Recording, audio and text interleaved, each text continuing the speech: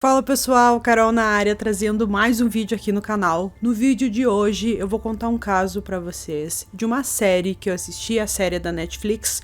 O nome é Moradores Indesejados, episódio número 2, e eu achei esse caso muito interessante. Também procurei por algumas outras informações aqui na internet, então é praticamente baseado nesse episódio dessa série da Netflix e com algumas informações a mais que eu encontrei aqui em sites na internet. Se você se interessa por esse tipo de conteúdo, convido você a se inscrever aqui no canal. Todas as semanas eu trago casos de crimes resolvidos, crimes que ainda são um mistério. Então, se você se interessa por esse tipo de conteúdo, se inscreve aqui no canal, deixa um like nesse vídeo, isso é muito importante, e também ativa o sininho de notificações.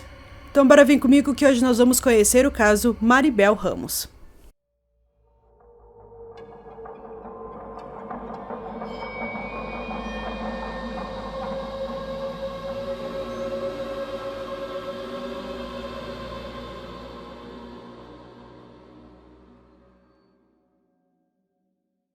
Orange, localizada na Califórnia, é considerada uma cidade tranquila onde crimes não são tão comuns. Em maio de 2013, um caso de desaparecimento chocou a população e todos se uniram para saber o que aconteceu com Maribel Ramos. Maribel Ramos nasceu em novembro de 1976. Desde pequena, ela sempre teve a vontade de ser uma policial e mais tarde decidiu se juntar ao exército. Ela sempre foi uma inspiração para as pessoas e principalmente para sua irmã mais nova. Ela serviu no exército durante 8 anos em 2 missões. Por passar muito tempo longe de sua família, ela se comunicava com eles através de cartas, principalmente com sua sobrinha, na qual ela tinha uma ótima relação. Depois que ela voltou de sua segunda missão, Maribel queria ser bacharel em justiça criminal. Nesse momento, ela decidiu não se realistar e queria focar em outra parte de sua carreira. Junto com sua mãe, elas se mudaram para a cidade de Orange, alugaram uma casa e ela iniciou os estudos na Universidade de Fullerton. Infelizmente, sua mãe adoeceu e faleceu em 2009. Foi um choque para as 2 irmãs perderem a mãe tão cedo, então Maribel convidou a sua irmã para morar com ela. Mas nesse momento, Lucero, ou apenas Lucy, sua irmã, estava bem alojada em sua casa e sua filha ainda estava na escola e ela não gostaria de ir para outro local naquele momento. Ficou combinado entre as duas que se Maribel não encontrasse nenhuma pessoa para dividir a casa, sua irmã moraria com ela. Maribel então foi atrás de seu colega de casa. Ela fez uma publicação em um site específico para isso e conheceu um homem chamado Casey Joy. O homem parecia ser o colega perfeito. Ele disse que não tinha família e amigos, então não levaria outras pessoas para casa. Era um homem muito quieto, que quase não saía e ainda tinha um cachorro, assim como Maribel.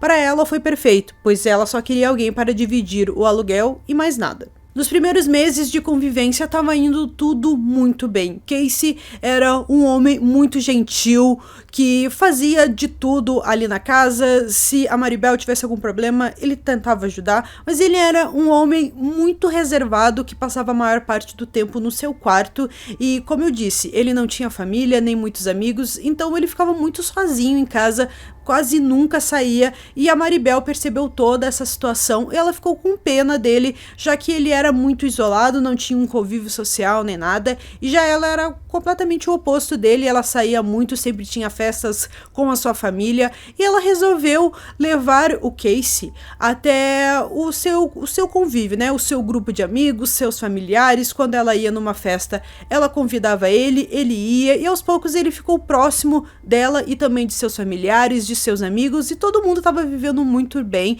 Ele estava muito mais animado, muito mais feliz, e aquilo estava fazendo muito bem para ele, e ela, é claro, ficou muito feliz por conseguir tirar ele de dentro de casa. Aquela solidão que ele tinha, aos poucos foi sumindo.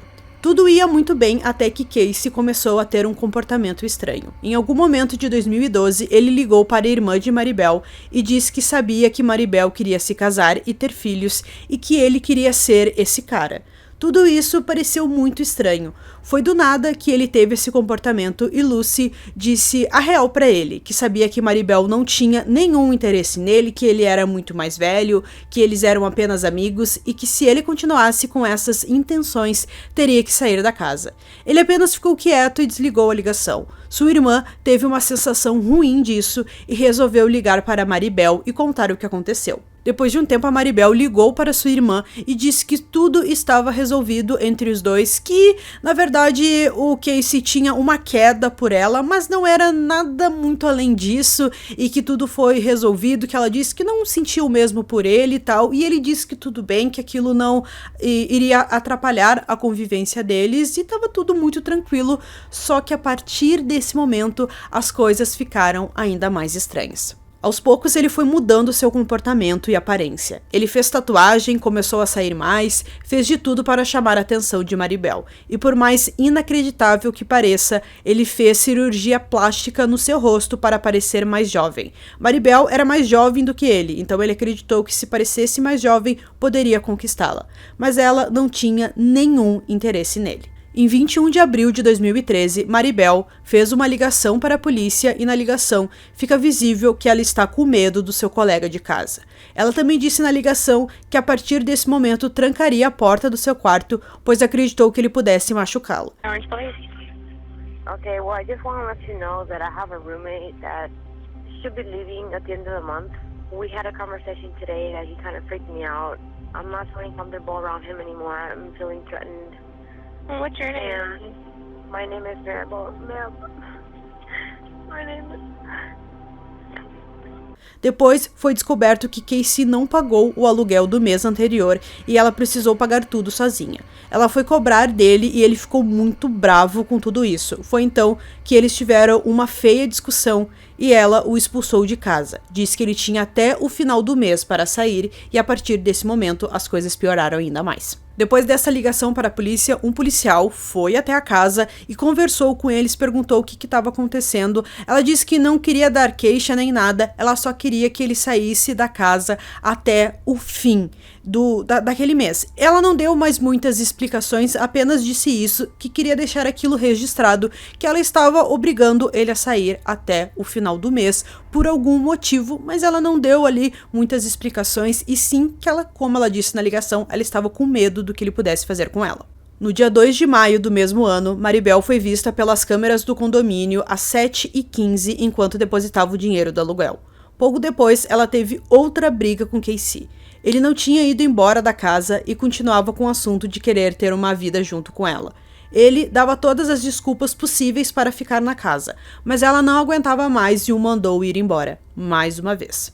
Ele começou a ser muito agressivo com ela, nas palavras pelo menos. Ele começou a xingá-la de diversas formas e ela decidiu ligar para um amigo e colocou essa ligação no Viva Voz. E o amigo ameaçou ele e disse que se ele não fosse embora até o dia seguinte, ele mesmo iria até a casa e o mandaria embora. Então foi uma ameaça ali. E enfim, ele acabou aceitando tudo aquilo e essa foi a última ligação que foi feita pelo celular da Maribel.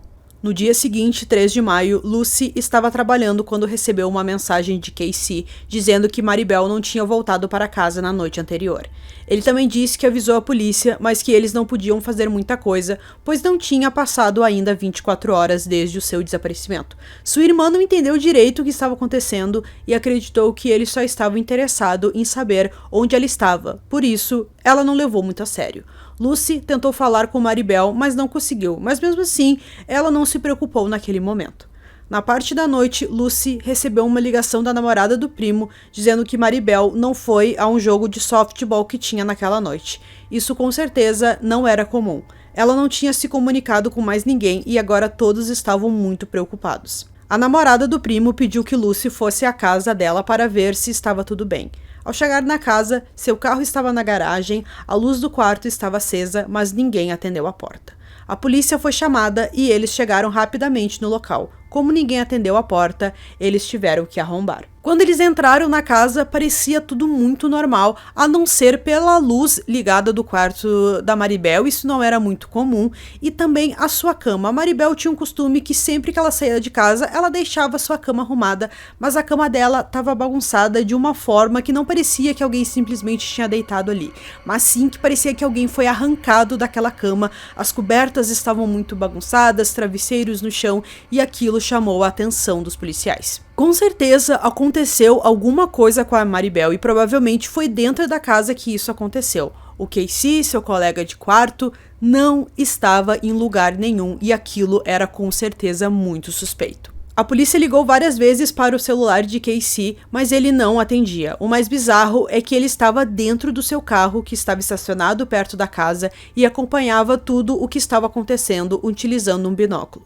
Depois de algum tempo, ele só saiu do carro e foi calmamente até a polícia e perguntou o que estava acontecendo.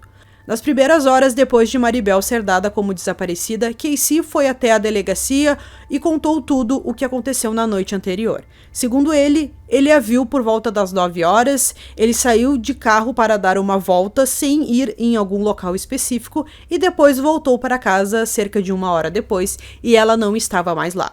Ele também contou sobre a briga que eles tiveram naquele dia. A polícia não acreditou muito nessa versão de Casey, mas naquele momento eles não tinham nada para provar o contrário. O interrogatório foi muito difícil, pois Casey não conseguia falar inglês direito. Bom, pelo menos foi isso que ele passou para os detetives. Mas na verdade, ele morava nos Estados Unidos desde criança e que seu inglês era perfeito. Ele só estava fingindo para dificultar as coisas. Durante o interrogatório, foi visto que Casey estava arranhado, principalmente seus braços. Ao perguntado de onde surgiram esses machucados, ele disse que não sabia. Falou que talvez se machucou em um parque que ele gostava de ir com seu cachorro. Era visível que os ferimentos eram recentes, mas a polícia não conseguiu provar que ele estava mentindo e que ele tivesse alguma ligação com o desaparecimento de Maribel. Lucy decidiu criar uma página no Facebook colocando todas as informações sobre a sua irmã, que ela estava desaparecida, e também alguns panfletos de desaparecimento foram espalhados pela cidade, e o caso chamou a atenção de todos, todo mundo queria saber o que tinha acontecido, muitas pessoas se juntaram à busca, também o exército onde ela serviu ficou sabendo disso, eles ajudaram também para ver se eles conseguiam achar algum sinal de Maribel. No dia 13 de maio, uma vigília foi feita e muitas pessoas participaram. Casey compareceu, mas ao invés de ficar junto de todos, ele ficou isolado em um canto. Ele simplesmente disse que estava muito triste e que não queria ficar perto das pessoas. A polícia não tinha muitas pistas, foi uma investigação muito difícil. Os detetives procuraram por pistas na casa e no carro de Maribel, mas nada foi encontrado. Eles também conversaram com todas as pessoas que tinham qualquer ligação com ela. Todos tinham um álibi, e o mais suspeito de todos era o de Casey Joy. A polícia investigou a fundo toda a vida dele e descobriram que ele fugiu do Tennessee, porque tudo deu errado por lá. Seus pais faleceram, ele perdeu o emprego e teve uma séria briga com sua irmã por causa da herança. A polícia falou com a irmã de Casey e ela disse que ele tinha um temperamento muito difícil, que ele era muito agressivo e que ela precisou pedir um mandado de distanciamento contra ele. Em suas palavras, ela descreveu o irmão como um monstro. Depois de todas essas informações, a polícia passou a vigiar Casey Joy 24 horas por dia. Ele foi até uma biblioteca e utilizou um computador que estava lá. A polícia conseguiu acompanhar ao vivo tudo que ele estava pesquisando no computador. Em suas pesquisas estavam: se um celular precisa estar ligado para ser rastreado, quanto tempo leva para um corpo se decompor. Todas as suas pesquisas eram muito suspeitas, mas a polícia ainda precisava de mais. No dia 16 de maio, 12 dias após o desaparecimento de Maribel, a polícia conseguiu o que precisava. Casey foi novamente para a biblioteca e utilizou um computador de lá. Ele acessou o site onde tinha todas as informações sobre o caso Maribel e por lá ele descobriu que estavam organizando uma caminhada no Parque Peters Canyon. Maribel gostava de frequentar aquele local, então Lucy achou que seria um bom local para encontrar alguma pista sobre sua irmã.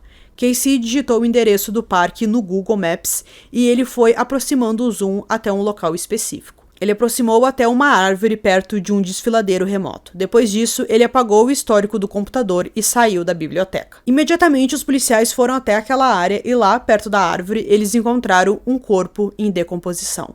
Eles não podiam dizer com 100% de certeza que o corpo era de Maribel devido ao avançado estado de decomposição, mas a chance de ser ela era muito alta.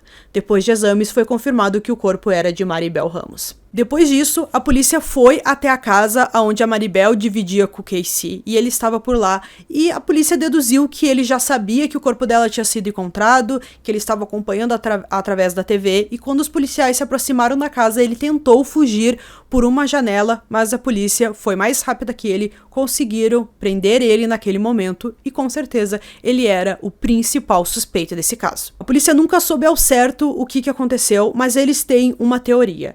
Eles acreditam acreditam que Casey invadiu o seu quarto e a sufocou com um travesseiro quando ela estava dormindo. Provavelmente, se ela estivesse acordada, ela lutaria para sobreviver, já que ela era muito forte e sabia como se defender. Casey nunca contou o que realmente aconteceu. No dia 17 de maio, Casey Joy foi acusado do assassinato de Maribel Ramos. No julgamento, em julho de 2014, não foi possível provar como ele a matou. A causa de sua morte não pôde ser classificada devido ao avançado estado de decomposição. A promotoria alegou que os dois tiveram uma discussão sobre o aluguel, o que acabou levando Casey a matar a Maribel. Eles alegaram ainda que Casey estava apaixonado por ela. Por outro lado, a defesa de Casey alegou que Maribel lidava com paranoia e que ela poderia ser suicida. Eles acrescentaram que ela pode ter morrido de uma condição médica ou se suicidado, deixando Casey em pânico para se livrar do seu corpo. Ele foi considerado culpado de assassinato em 2º grau. Antes de sua sentença, ele disse o seguinte: "A família quer que eu me desculpe, o que eu não posso pedir desculpas por algo que eu não fiz. Talvez algum dia a verdade venha à tona. Talvez eu morra dentro da prisão." Em setembro de 2014, Casey foi condenado a 15 anos de prisão. Ele será elegível para liberdade condicional em fevereiro de 2023. Quando recebeu a sentença, ele estava com 55 anos. Então, pessoal, concluindo esse caso aqui pra vocês, foi um caso muito difícil pra polícia, porque não tinha uma prova, assim, que mostrasse que ele foi o responsável por aquilo, só aquela pesquisa que, digamos que ele se entregou nesse momento, porque ele marcou no Google Maps o local exato onde o corpo dela foi encontrado. Então, provavelmente, só o assassino saberia exatamente o local. Então, foi isso que a polícia alegou, por mais que a defesa dele tentou dizer algumas coisas, que ela era suicida, ou que ela teve algum problema de saúde e morreu, o que não é nada provável devido a todo o comportamento que ele teve. Eu acho que isso fica muito óbvio que ele é o responsável por isso. Ele foi agressivo, eles brigaram, então provavelmente aquela foi a gota d'água para ele fazer o que ele fez, e o pior ainda, provavelmente ele fez isso quando ela estava dormindo, porque ele sabia que se ela tivesse acordada, ele não teria nenhuma chance contra ela. Ela serviu no exército, ela era forte, ela sabia como se defender, então ele esperou que ela estivesse vulnerável e foi assim que ele atacou, o que deixa esse caso ainda pior. E o pior foi a pena que ele recebeu. Então, 2023, ano que vem, provavelmente ele estará solto, e eu acredito que é um perigo um homem assim, porque ele parece ser muito manipulador. Isso fica bem visível no interrogatório dele que aparece na série da Netflix. Ele tenta ali, sempre tem uma resposta para o que a polícia pergunta.